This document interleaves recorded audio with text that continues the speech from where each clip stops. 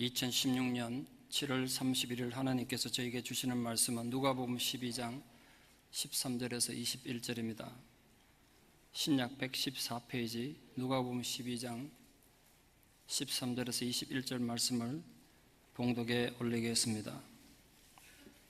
무리 중에 한 사람이 이르되 선생님 내 형을 명하여 유산을 나와 나누게 하소서 하니 이르시되 이 사람아 누가 나를 너희의 재판장이나 물건 나누는 자로 세웠느냐 하시고 그들에게 이르시되 삼가 모든 탐심을 물리치라 사람의 생명이 그 소유의 넉넉한 데 있지 아니하니라 하시고 또 비유로 그들에게 말하여 이르시되 한 부자가 그 밭에 소출이 풍성하며 심중에 생각하여 이르되 내가 곡식 쌓아둘 곳이 없으니 어찌할까 하고 또 이르되 내가 이렇게 하리라 내 곡간을 헐고 더 크게 짓고 내 모든 곡식과 물건을 거기 쌓아두리라.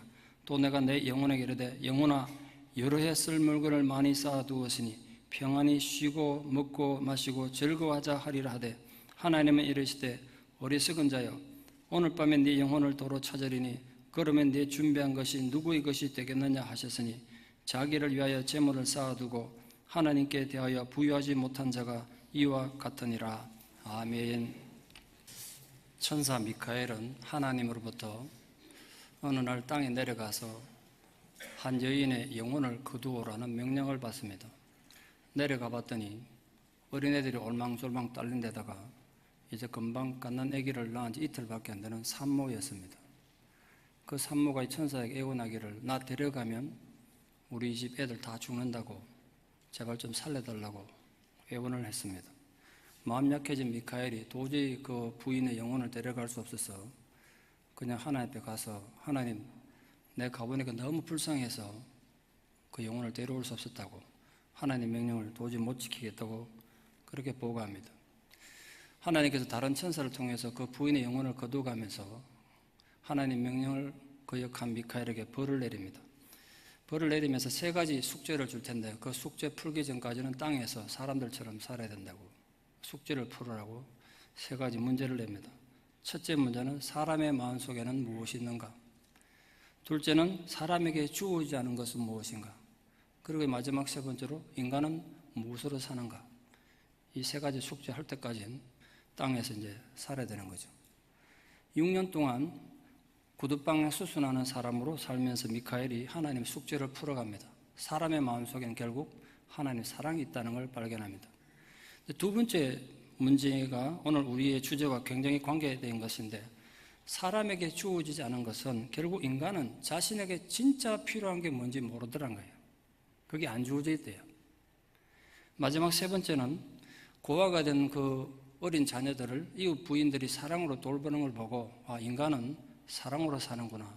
그걸 깨닫게 되고 하늘나라로 다시 돌아가는 내용입니다. 톨스토이가 1885년에 출판했던 단편 소설집 인간은 무엇으로 사는가와 그 외의 이야기들이라는 책의 중심 줄거리입니다. 이 소설은 톨스토이가 마음을 먹고 기독교가 어떤 종교인지 그리고 모름지기 실천하는 기독교 신앙이 무엇인지를 세상에 가르치기 위해서 구도자적인 입장에서 소설을 쓴 종교 소설에 가깝습니다. 특히 이 소설집에 사람은 얼마만큼의 땅이 필요한가라는 작품이 실려있는데 그 작품의 모티브가 된 것이 오늘 우리가 읽은 성경 본문입니다. 줄거리를 잠깐 요약하면 이렇습니다. 주인공 바흠은 자기 땅 가지고 먹고 살기에 결코 부족함이 없는 그러대로 넉넉하게 사는 농부였습니다. 그런데도 좀 더 많은 영토와 좀 더 많은 재산에 대한 욕심을 끊임없이 부리는 사람입니다. 그러나 어느 날 지나가는 나그네로부터 나중에 끝에 가면 그 나그네가 사탄인 것이 드러납니다만 나그네가 자기는 바스키르라는 사람들 사는 땅에 가서 땅을 사는데 엄청나게 싸더란 거예요. 여기보다 10분의 1 가격이면 엄청나게 넓은 땅을 산다고 그렇게 얘기를 합니다. 그 얘기에 혹해가지고 그 땅을 이제 바함이 찾아갑니다. 그 촌장에 가서 이렇게 말합니다. 제게 필요한 것은 그저 얼마간의 땅입니다. 다만 그것이 내 땅이라는 것을 분명하게 좀 해두고 싶습니다. 하나님께서도 생명을 주셨다가는 어느 순간 거두가시기 때문에 그렇습니다. 이게 중요한 얘기예요. 당신들은 내게 땅 주지만 나중에 당신들 후손들이 자기 땅이라고 우기면 내 땅을 빼앗길 수 있으니까 이 내 땅이라는 걸 좀 확실히 해달라고 부탁합니다. 촌장이 얼마든지 당신 땅이라는 증명서를 해주겠다고 말합니다. 그래서 이제 계약이 성립돼가지고 바함이 묻습니다. 도대체 땅값이 얼마입니까? 촌장이 말하기를 하루당 1,000루블입니다. 이래 말했습니다. 땅 몇 평이 얼마다 이래 말했는데 하루당 1,000루블이다. 그러니까 그게 도대체 얼만큼 넓은 땅입니까? 물으니까 이 촌장이 우리는 땅 계산을 그렇게 넓이로 하지 않고 하루 동안 당신이 걸어가지고 갔던 모든 땅을 무조건 1,000루블에 준다는 거예요. 그러니까 눈이 휘둥그레지고 아니 하루 동안 다 걷는 땅이 엄청난 넓은 땅일 텐데요. 그거 다 준다는 거예요. 그땐 조건이 하나 했는데 해 뜨기 시작에 출발하고 해 지기 전까지 당신 출발할 지점으로 돌아와야 그게 당신 땅이 된다고 했습니다. 그 얘기 듣고 그 밤에 잠을 자고 누워 자는데 희망이 부풀어있습니다. 밤이 엄청나게 넓은 땅일 텐데 그게 그 중에 일부분은 내가 소작을 빌려주고 그 중에 일부분은 아름다운 옥토에다가 내가 경작지를 만들어야지. 아마 황소도 2마리쯤 사야 될 거고 그 넓은 영토를 가지려면 노예도 좀 몇 명 사야 될 거야. 나머지 땅에는 내 곡식들을 잘 지어서 또 가축 먹일 목초지를 만들어야지. 이래야지 저래야지 이러면서 밤새 자기 장래 계획을 이렇게 세우느라 막 들뜬 마음에 잠을 거의 지새우는 밤을 지냈습니다. 그 다음날 아침 지평선에 해가 떠오르는 이른 아침에 바함이 초원을 향해서 걷기 시작합니다. 가면서 몇 번인가 다짐합니다. 절대로 시간을 낭비하지 말아야지. 한 발짝으로 더 가야지. 그게 다 내 땅인데. 지치고 피곤해도 열심히 걷고 또 걷습니다. 피곤해서 잠시 쉬는 시간도 너무 아까웠습니다. 그게 다 내 땅인데. 그런데 어느새 해가 지기 시작합니다. 그 순간 내가 너무 욕심 부른 거 아닐까? 시간 내에 과연 돌아갈 수 있을까? 막 그런 걱정이 드니까 마음이 더 초조해가지고 금방이라도 막 쓰러질 것 같습니다. 이제 막 달리기 시작합니다. 힘들어서 조끼도 벗고 장화도 벗고 물통도 던져버렸습니다. 맨발로 이제 막 뛰어갑니다. 이제 막 가다가 이래 지쳐 쓰러 죽어버리면 어떡하지? 막 걱정이 되기 시작합니다. 그래도 거기 멈출 수 없습니다. 내가 이만큼 땅을 넓혀놨는데 여기서 멈춰버리면 사람들이 나중에 나를 보고 얼마나 바보로 욕하고 놀릴까? 죽어도 가야지. 그리고 열심히 마지막 힘을 다해 달리고 또 달렸습니다. 해가 지기 시작하는데 저 멀리 보니까 언덕에서 마을 사람들과 촌장이 자기를 기다리는 게 보였습니다. 악을 쓰고 드디어 달려서 처음 출발지에 돌아와서 쓰러지면서 출발점을 나타내는 그 양털 모자에 손을 대서 뻗었습니다. 돌아온 거죠. 해가 지기 전까지.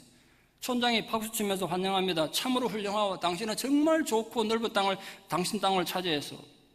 근데 바움이 일어나질 않으니까 바움 따라왔던 그 일꾼이 주인을 부축해서 이렇게 세웠습니다. 근데 바움 입에서 피가 쏟아지고 그는 이미 죽고 말았습니다. 일꾼이 꽃갱이로 바움에서 구덩이를 팝니다. 바움이 하루 종일 걸어가지고 그 넓은 땅 가졌다 생각했지만 결국 받은 땅이라고는 자기 머리부터 발끝까지 누워있는 땅 고개 다였습니다. 오늘 본문의 줄거리와 굉장히 비슷하지 않습니까? 오늘 본문은 어리석은 부자의 비유라고 널리 알려져 있습니다. 그런데 이 비유를 끄집어내게 된 배경은 유산 분배에 불만을 품은 한 청년 때문입니다. 아버지가 유산을 남기고 죽었는데 형이 자기가 다 가져가고 안 준다는 거예요. 그래서 형과의 갈등을 가지고 한 청년이 예수님께 이 갈등을 좀 해결해 달라고 나온 그 청년의 요구에 대해서 예수님께서 단호히 거절하시면서 그 청년이 잘못 생각하고 있다는 걸 가르치기 위해서 이 비유를 창작해서 들려주신 것입니다. 물론 이 비유는 그 한 사람만을 위한 것이 아니라 그 당시에 주변에 있던 모든 제자들, 특히 황금만능주의가 인류 역사상 가장 심하게 요동치고 있는 현대인들에게 잘못된 삶의 자세를 교정하시기 위해서 이 비유를 들려주셨습니다. 그러면 형의 유산을 자에게 나눠달라고 예수님께 나왔던 이 청년의 잘못은 무엇이었길래 예수님께서 그의 부탁을 단번에 거절하시고 이 심각한 비유를 우리에게 남겨주신 것일까요? 첫 번째, 그는 예수님에 대해서 완전히 오해했습니다.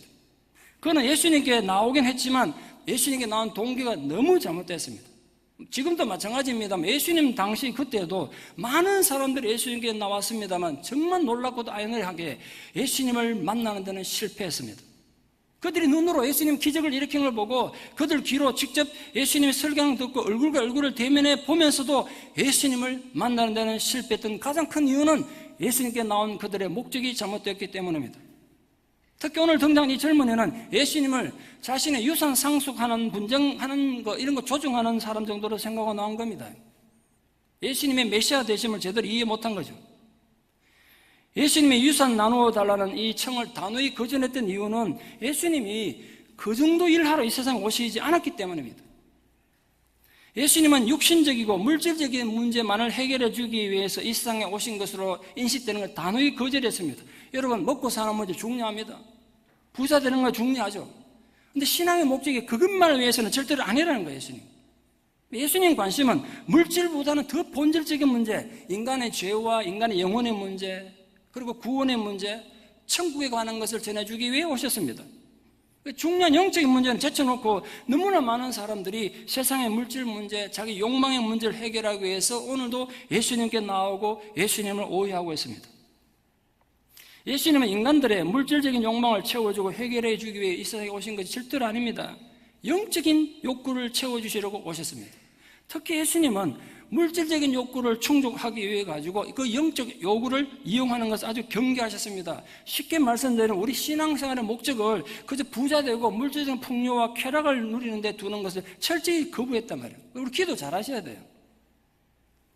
지금 자기 몫의 유산을 요구하는 이 사람은 그 심성 속에 물질에 대한 탐욕으로부터 해방되지 않는 한 그의 유산의 몫을 받는다고 해도 아무런 만족을 누리지 못할 것입니다. 그는 예수님에 대해서 철저히 오해하고 있었던 것입니다. 둘째로 그는 물질에 대해서도 심각하게 오해했습니다. 예수님께서 이 청년을 보고 삼가 모든 탐심을 물리치라 그래 말씀하셨습니다. 이 청년의 문제는 형과 유산을 나누는 거 이게 문제가 아니라 그의 마음속에 이미 근본적인 탐욕이 자리 잡고 있었음을 예수님께서 꿰뚫어 보신 겁니다. 소유가 필요하죠. 물질이 필요하지만 그것에 대한 과도한 집착은 개인과 사회의 비극으로 언제나 끝나게 되어 있습니다. 요즘 뉴스 나오는 거 한번 보십시오. 얼마나 인간이 그 탐욕 때문에 비극으로 끝나는가. 그게 어리석은 부자 비유의 핵심의 문제인데 그 비유를 이 사람에게 그리고 오늘 우리에게 예수님께서 들려주고 계신 것입니다. 예수님께 나온 이 사람은 물질이 많으면 돈이 많으면 행복해 줄 수 있다는 탐욕으로 가득 차 있었습니다.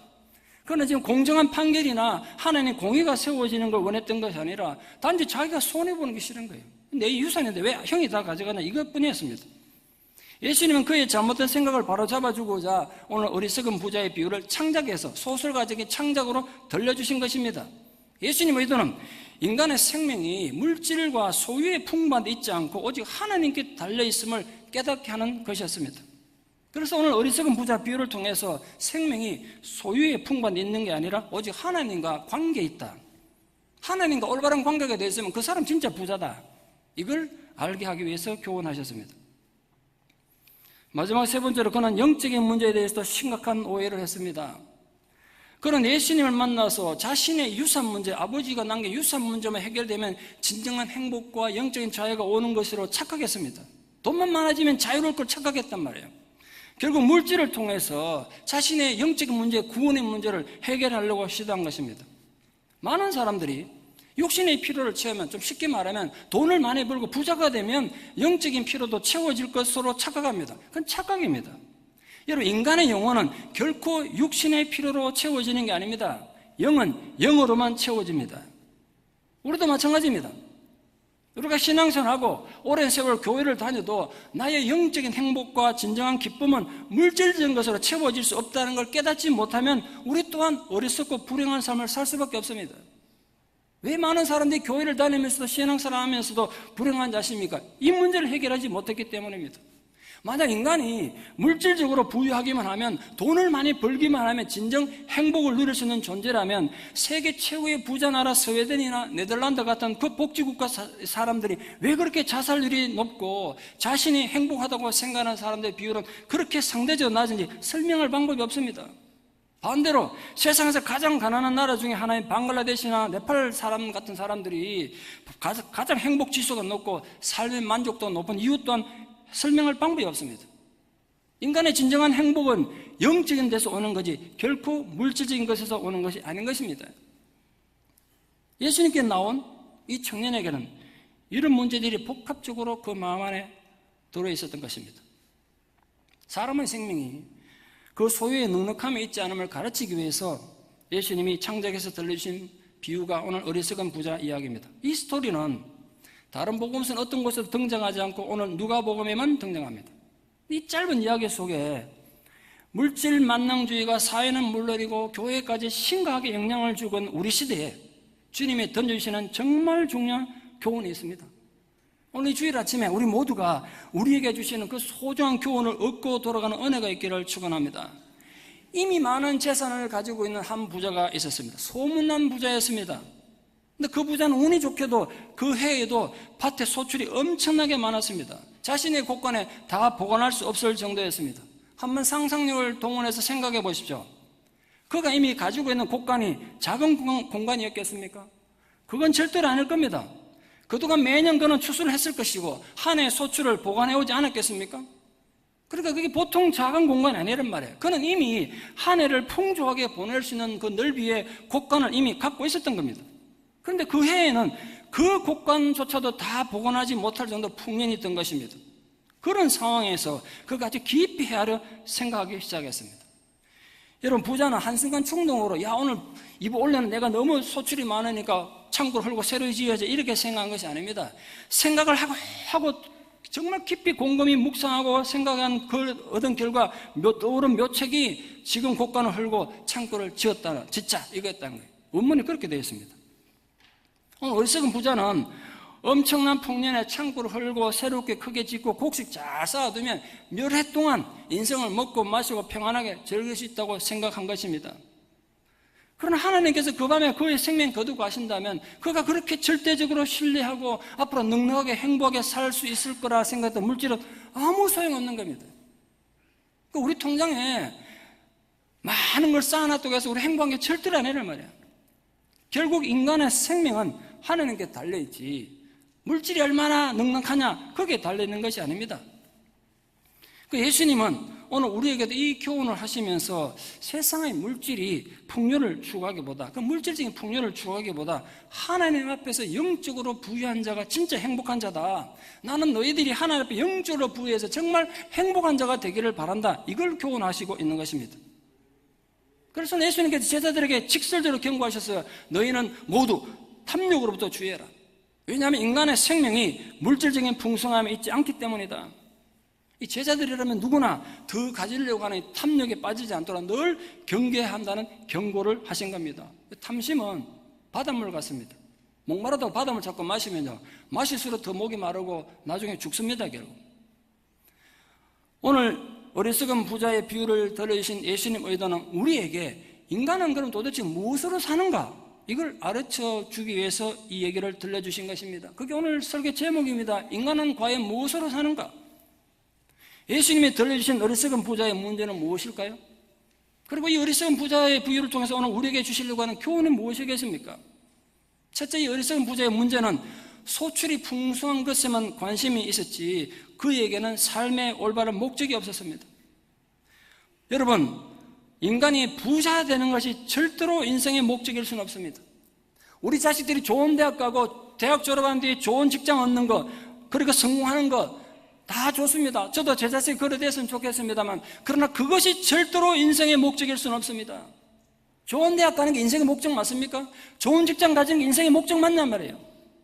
남들보다 더 건강한 것도 인생의 목적이 아니에요. 그렇게 부유함이나 성공하는 건 어디까지나 도구일 뿐입니다. 예수님이 비유로 들려주신 어리석은 부자의 첫 번째 잘못은 그의 삶의 목적이 완전히 잘못되어 있다는 것입니다. 그에게는 부자가 된 후에 무엇을 해야 하는지, 부자가 된 뒤에 어떻게 해야 되는지에 대한 삶의 진정한 목적이 전혀 없었습니다. 오로지 부자 되는 것만이 목적이었던 겁니다. 비록 인간이 경제적 동물이지만 부자 되는 것만이 결코 목적일 수는 없습니다. 이것이 어리석은 부자의 첫 번째 문제였습니다. 두 번째로 그에게는 하나님에 대한 생각이 전혀 없었습니다. 하나님과 관계가 심각한 문제가 있었던 거죠. 오늘 부자가 하나님과 원수가 된 이유가 뭡니까? 그래서 그 밤에 그의 목숨을 거두고 가신 이유가 뭡니까?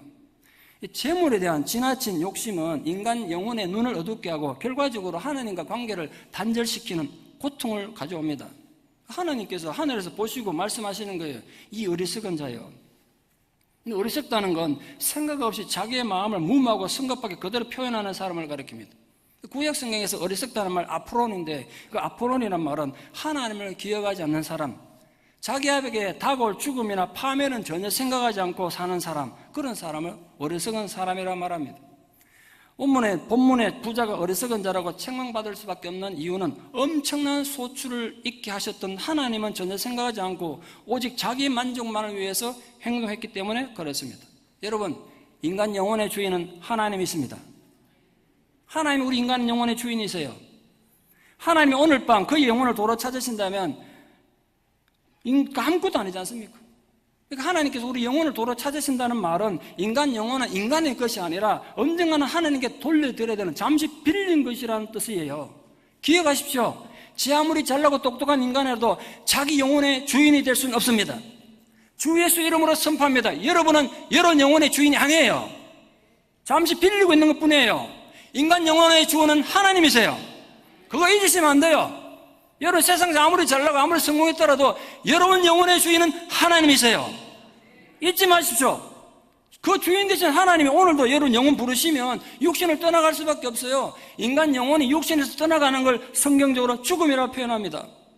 부자는 이 사실을 전혀 생각지 않았고 오직 물질을 가득 채워놓았다는 사실에 빠져서 어리석은 짓을 범하고 만 것입니다. 쉬고 먹고 마시고 즐기자고 스스로 외치던 그날 밤 영혼의 주이신 하나님께서 그 영혼을 거두고 가신다면 그가 그렇게 자부심을 가지고 자랑했던 물질 그 무슨 소용이 있겠습니까? 인생 공수리 공수고 뭐 빈손으로 왔다 빈손으로 가는 거 아니겠어요? 그런데 많은 사람들은 재물을 모으는 데만 집착하고 그 재물에 자기 삶의 의미가 있고 그 재물에 생명이 있고 그 재물에 자신이 행복이 있다고 믿습니다. 하지만 진정한 인간의 생명과 행복은 우리 참된 행복은 하나님의 손에 있습니다. 여러분의 행복은 하나님의 손에 있어요. 그러므로 하나님이 원하시는 것은 비록 우리 물질이 적어서 가난할 수 있습니다. 불편할 수 있어요. 그렇더라도 믿음에는 부여해서 하나님의 나라를 유업으로 받는 것입니다. 영적으로는 행복에 사는 것입니다. 여러분 물질적으로 가난하다고 해서 영적으로까지 불행하게 살지 마십시오. 얼마든지 행복하게 살 수 있습니다. 분명히 물질은 하나님 주신 복 맞습니다. 그렇지만 그것이 너무 집착해서 하나님을 기억하지 못할 때는 축복으로 받았던 그 물질이 모든 악의 뿌리가 되고 천국에 들어가지 못하게 막는 걸림돌이 되는 것입니다. 부자는 하나님과 재물 사이에서 하나님을 버리고 재물을 택했던 대표적 사람입니다. 그래서 예수님은 생명은 재물이나 소유의 풍성함에 달려있지 않다고 선언하신 것입니다. 생명은 돈이나 물질이 아니라 하나님과 관계 속에 존재하기 때문에 그렇습니다. 그래서 바울은 탐심이 욕심 많은 건 우상 숭배다 그렇게 경고했습니다. 진정한 생명의 가치의 의미는 풍요로움이 아니라 하나님 향해서 마음이 열려있고 하나님 향해서 충성하고 하나님 향해서 풍요로워지는 것입니다. 부자의 세 번째 문제는 이웃에 대한 생각이 전혀 없었다는 것입니다. 그렇게 많은 소출을 얻었지만 자기 주변에 지금 굶주리고 고통받는 가난한 이웃과 나누고자 하는 마음이 전혀 없었습니다. 제가 알고 있는 어떤 대학 교수님이 계신데요. 요즘은 법이 바뀌어서 이제 그거 못하게 했습니다만 학생들이나 조교들이 뭐 떡을 갖다 주고 과일을 갖다 주고 이래가지고 아파트 베란다에 쌓아놓고 사셨어요. 제가 어느 날 신방을 가보니까 그 쌓인 사과가 썩어가지고 그 통째로 박스로 버리는 걸 보고 제가 분노를 느꼈어요. 그 싹가 썩어서 버릴 바에 아파트 경비를 갖다 주든지 가난한 사람 갖다 주지 그거 왜 썩혀서 버리냐고. 정말 이건 죄악이라는 생각이 들었어요. 오늘 부자가 그런 사람이에요. 그 많은 재물을 가졌지만 그걸 가난한 이웃과 나눌 생각을 전혀 안 한 것입니다. 그것은 자기 인생에 주어진 청재기의 정신을 완벽히 상실한 반역 행위 아니겠습니까? 많은 곡식을 저장할 창고를 크게 짓는 데는 심혈을 기울여도 그것을 가난한 이들을 위해서 나누는 일에는 전혀 관심이 없었습니다. 그 이유는 그 마음속에 하나님이 없기 때문에 그래요. 그래서 예수님 말씀하시기를 부자가 천국에 들어가는 것이 낙타가 바늘기 통과하는 것보다 어렵다고 말씀하셨어요. 제 얘기에 여러분 동의하실지 모르겠습니다만 저는 이렇게 생각합니다. 목회자로서 제 양심을 고백하는데 하나님께서 우리에게 물질을 주신 1차적 목적이 뭘까요? 하나님께서 왜 우리 직업을 갖게 하시고 장사를 하게 하셔서 돈을 주셨을까요? 뭐 우리 먹고 살아도 자식들 교육시켜야 되고 경제를 운영해야 되는 건 맞습니다. 그런데 성경적 개념 가르침이 하면 하나님께서 우리에게 어떤 통로를 통해서 물질을 주신 1차적 목적은 가난한 자를 도와주기 위해서요. 하나님의 나라를 세우기 위해서요. 하늘에 재물을 쌓아두기 위해서요. 그런 면에서 오늘 부자는 죄인의 전형입니다. 죄는 딴 게 아니라 오늘 보니까 자기 자신만을 위하여 재물을 쌓아두는 거 그게 죄더라고요. 그러니까 여러분 너무 이기적인 건 죄입니다. 너무 이기적이 되시면 안 돼요. 오늘 본문에는 내가라는 말이 계속 되풀이되어 나옵니다. 그만큼 오늘 부자가 자기 중심적이고 이기적이었다는 뜻입니다. 소출이 많은 것도 오직 자기 자신만을 위한 것이었습니다. 멀쩡한 곳까지 다시 허물고 다시 짓겠다는 이유도 오직 자기 욕심과 이기심에서 비롯된 것입니다. 그러고 나서는 자기 영혼에 이렇게 외쳤습니다. 내 영혼아, 너는 쉬어라, 너는 마시라, 너는 먹어라, 너는 기뻐하라. 원문은 그렇게 되어 있습니다. 그의 모든 인생의 초점이 자기 자신에게만 맞춰져 있습니다. 주변에 가난한 사람 아무 관심이 없습니다. 그는 자기 부와 재산을 오직 자기欢乐과 기쁨과 만족을 위해서 쓰고 있었습니다. 부자는 내일 자기 일이 어떻게 될지 모르고, 내일 자기 생명이 어떻게 될지 모르고, 자기가 쌓아놓은 재물에 자기 삶을 의지하고 자기 생명을 의지하고 재물 많은 걸 자랑하고 있는 겁니다. 잠언 27장 1절에 이런 말씀이 있습니다. 너는 내일 일을 자랑하지 말라. 하루 동안에 무슨 일이 일어날지 알 수 없음이니라. 마지막 네 번째로, 부자의 네 번째 문제는 자신의 진정한 미래, 내일에 대한 생각을 전혀 하지 않고 전혀 미래를 준비하지 않았습니다. 인간은 누구나 현재의 삶에서 영원한 내일을 준비하는 것입니다. 다시 말씀드립니다. 오늘 여러분이 평범하게 사는 하루지만 부부싸움도 하고 갈등도 느끼고 이런저런 모습 살지만, 오늘 이 현재가 나의 내일을 결정하는 겁니다. 나의 미래를 준비하는 겁니다.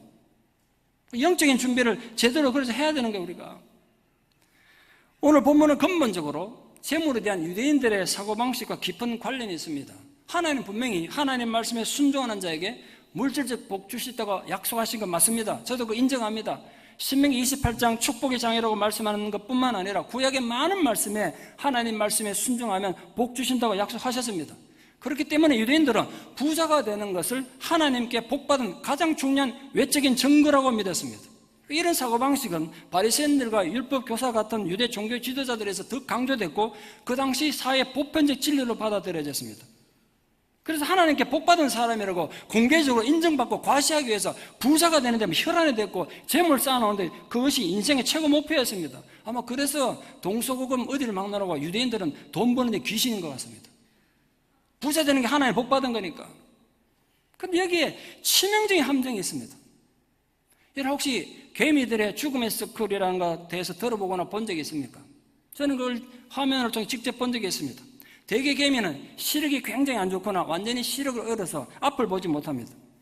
그래서 페로몬이라는 독특한 분비물을 몸에서 배출해서 서로 의사소통도 하고 먹이를 찾거나 멀리 이동을 합니다. 어떻게 이동하느냐? 혼자는 못 갑니다. 앞서간 개미가 자기 엉덩이로 페로몬을 딱 분비하면 뒤에 가는 개미가 눈은 안 보이는 그 냄새 받고 쫓아가는 겁니다. 그 되게 개미 갈 때는 줄을 쫙 쥐어가는 이유가 그래서 그렇습니다. 앞에 가는 그 냄새만 쫓아가니까 딴 길을 가면 못 찾아요. 앞이 안 보이니까. 그렇게 갑니다. 근데 문제는 가끔 가다가 중간에 어떤 개미가 지 혼자 욕심을 가지고 내려가지고 엉뚱한 길을 가다 보면 뒤에 따라오는 개미들도 전부 엉뚱한 데로 가지고 혼돈이 생겨 방향을 잃어버려가지고 그 자리에서 뺑뺑 돕니다. 그 수만 마리 개미가 아주 징그러울 정도로 뺑뺑뺑 도는 걸 제가 봤습니다. 언제까지 도는지 아십니까? 지쳐서 쓰러져 죽을 때까지 돈대요. 그래서 수만 마리 개미가 한꺼번에 다 죽는 겁니다. 그걸 개미들의 죽음의 서클이라고 합니다. 제가 그 영상 보면서 많은 걸 생각했습니다. 우리 인간이 저럴지도 모르겠다. 오늘 어리석은 부자가 바로 그 죽음의 서클을 도는 개미와 같은 신세입니다. 눈앞에 닥친 자기 죽음을 인식하지 못하고 어리석게 페로몬만 쫓다가 죽는 겁니다. 우리가 그런 어리석은 존재가 되지 않기 위해서 인생의 목적을 분명히 하셔야 합니다. 여러분 왜 사십니까? 소유가 넉넉하다고 행복한 삶이 보장되는 것은 절대로 아닙니다. 지나친 탐욕은 인생을 진리가 아닌 멸망으로 달려가게 할 뿐입니다. 오늘 이 부자가 지향하는 삶의 자세는 물질만이 최고의 가치이고 물질로 말미암아 쾌락을 즐기는 삶을 노력할 뿐 진리를 추구하거나 이웃에 대해 사랑을 나누거나 풍성한 소출을 허락하신 하나님에 대한 감사의 태도는 전혀 없는 아주 이기적이고 속물건성이 뿌리 깊은 사람이었습니다. 영혼이 평안해지고 즐거워하게 되는 것은, 영혼이 정말 행복해지는 것은 곳간에 재물이 많이 쌓여있는 데서 오는 게 아닙니다. 지금 표현을 하면 통장에 잔고가 많이 쌓여있어서야 인간이 행복해지는 게 아니란 말이에요. 인간의 진정한 행복은 하나님과 올바른 관계에서 옵니다. 또한 진실로 우리가 쉴 진짜 영혼의 집은 이 땅에 있는 것이 아니라 저 영원한 하나님 나라에 있지 않겠습니까? 이 땅에 너무 희망을 두지 마세요. 부자는 여러 해 동안 누릴 많은 계획을 세웠다고 되어 있습니다. 그러나 하나님은 그날 밤에 그 영혼을 가져갈 것입니다. 그가 이루었던 그 수많은 재물이 그의 생명을 단 하룻밤도 못 지키더란 거예요. 자기에게 부유하고 하나님께 부유하지 못한 자도 이와 같은 어리석은 자라고 예수님 마지막 결론으로 경고하셨습니다. 그래서 묻습니다. 우리 스스로에게 물읍시다. 여러분은 하나님 앞에 지혜로운 자입니까? 어리석은 자입니까? 지금 현재 어떤 위치에 있습니까? 하나님께 대하여 부유하다는 것은 결국 하늘의 보물을 쌓는 것이고 가난한 이웃을 돕는 것입니다. 이런 행위는 인간의 생명과 재물이 하나님께 근거한 것임을 알고 겸손히 봉사하는 청지기 의식을 가질 때 가능합니다.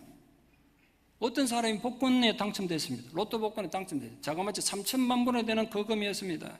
너무나 기뻐서 파티를 열고 친구, 친척, 가족도 다 모아서 파티했습니다. 파티하면서 술도 먹고 했겠죠. 파티 분위기 한참 몰려가던 중에 동생이 형이 갑자기 돈 벌어서 막 거들먹거리니까 꼴 보기 싫은지 한마디 했어요. 그것 때문에 말다툼이 됐습니다. 그래서 급기 아마 주먹 다짐이 됐습니다. 근데 주먹 다짐까지 되니까 화가 막 났겠죠. 그 형이 막 손에 아무거나 잡는 거 봤는데 칼을 잡고 휘둘렀는데 그 동생을 찔렀습니다. 사람들이 구급차를 불러서 병원을 급히 갔습니다만 가는 동안 과다출혈로 동생이 죽고 말았습니다. 출동한 경찰에 그 형은 체포돼가지고 망년자실한 얼굴로 그냥 감옥으로 연행됐습니다. 소설이나 만화에나 나올 법한 얘기입니다만 스페인 바르셀로나에서 실제로 있었던 사건입니다. 복권 당첨의 기쁨도 잠시뿐, 그런 동생을 죽인 살인자가 돼서 그 상금 한 푼 써보지도 못한 채 죄책감에 시달리며 나머지 인생을 감옥에서 보내게 됐습니다. 복권 당첨될 때마다 이런 일이 벌어지려고 상상을 했겠습니까? 그저 그 돈 가지고 여행 다니고 인생을 엔조이할 것만 생각했을 것입니다. 그러나 오히려 그 돈 때문에 그도 그의 집안도 모두 불행해지고 말았습니다. 3천만 불, 어마어마하게 큰 돈입니다만 그거 없었으면 이런 분위기가 없었겠죠. 물론 오해가 없기를 바랍니다. 오늘 본문이 부자라는 이유로 단지 하나님께 버림받고 구원받지 못한다는 뜻은 아닙니다. 단지 물질의 노예가 돼서 하나님과 멀어지게 되는 인간의 악한 본성에 대한 경고를 주님이 주고 있습니다. 그렇다면 결론적으로 우리가 조금의 의식과 생각하는 의식이 있다면 주님이 가르쳐주신 이 심각한 비유를 통해서 어떤 교훈을 얻어야 하겠습니까? 첫째, 인간은 내일이라는 시간이 자기 손에 있는 줄로 착각하면 안 된다는 것. 내일은 내 것이 아니에요. 하나님께서 부르시면 지금 당장이라도 이 세상 하직하고 가야 합니다. 그러므로 언제 어느 때 하나님 앞에 불림받더라도 부끄러움 없도록 현재 주어진 자신의 삶에 최선을 다하고 충성하고 사는 것, 그것이 중요합니다. 그러면 아직 오지도 않은 미래를 앞당겨서 미리 걱정하고 염려하는 거 너무 어리석은 거예요. 현실에 충실하십시오. 둘째로, 진실로 인간을 행복하게 하고 영혼을 살주는 것은 물질적 부가 아니라 하나님 말씀입니다. 하나님 말씀이에요. 그럼에도 불구하고 너무나 많은 신앙인들조차도 말씀을 팽개치고 수단 방법을 가리지 않고 부를 축적하기에 급급합니다.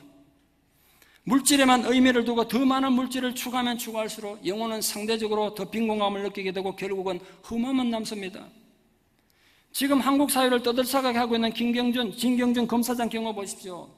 130억이나 되는 돈을 친구한테 뜯어가지고 엄청난 뇌물 받았을 때 행복할 줄 알았겠죠. 게다가 검사장이라는 막강한 권력까지 손에 쥐었으니 이제 내 영혼 쉬고 먹고 마시고 기뻐하라고 했을 것입니다. 그러나 그는 단 한순간 그의 전생에 걸쳐 이룬 걸 다 잃어버렸습니다. 재산도 다 잃어버렸고 명예도 다 잃어버렸습니다. 아마 그는 앞으로 변호사도 못할 겁니다. 하나님을 섬기는 자는 주께서 사정을 미리 아시고 채워주심으로 일상생활에 부족함이 없을 뿐 아니라 설령 가진 것이 없다고 할지라도 마음의 평안은 누릴 수 있습니다.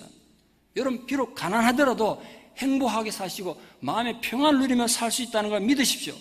그 여러분의 심령을 하나님의 말씀으로 채우십시오. 그럼 여러분 행복하게 살 수 있습니다. 마지막 세 번째로, 우리가 누리는 풍요로움은 하나님의 복으로 말미암은 것을 깨닫고 하나님 앞에 늘 감사하고 그 모든 것을 하나님의 영광을 나타내는 일에 써야 합니다. 인간은 육체의 필요를 채우는 것만으로는 절대로 살 수 없습니다. 우리에게 필요한 건 결국 예수님이세요.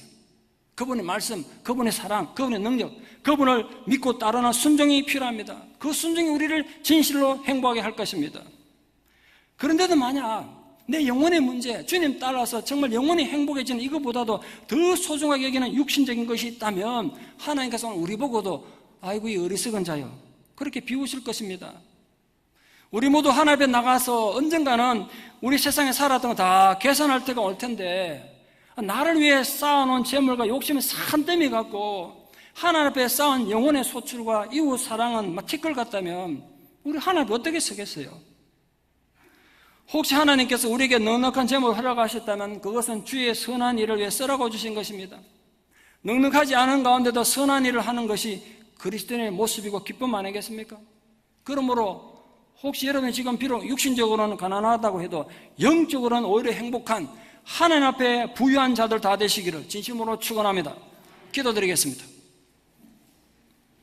인간의 생사복을 주관하시며 우리 영혼의 주인 되신 아버지 하나님, 오늘도 주님을 통하여 들려주신 이 어리석은 부자의 비유를 통하여 나는 삶의 목적을 어디 둘 것인가를 진지하게 생각하게 됩니다. 주여, 저희로 하여금 비록 이 땅에 살고 이 땅의 물질이 우리 삶에 절대적으로 필요한 것일지라고 해도 영적인 필요를 그 물질로 채우는 어리석은 자가 되지 않게 하여 주시옵소서. 비록 우리가 궁핍하고 때로는 어려움을 당할지라도 오히려 영적인 행복을 누리고 영적인 기쁨을 누리고 사는 하늘에 속한 자가 되게 해주시고 하나님 앞에 부유한 자들 되게 도와주시옵소서. 예수님 이름으로 기도드리옵나이다. 아멘.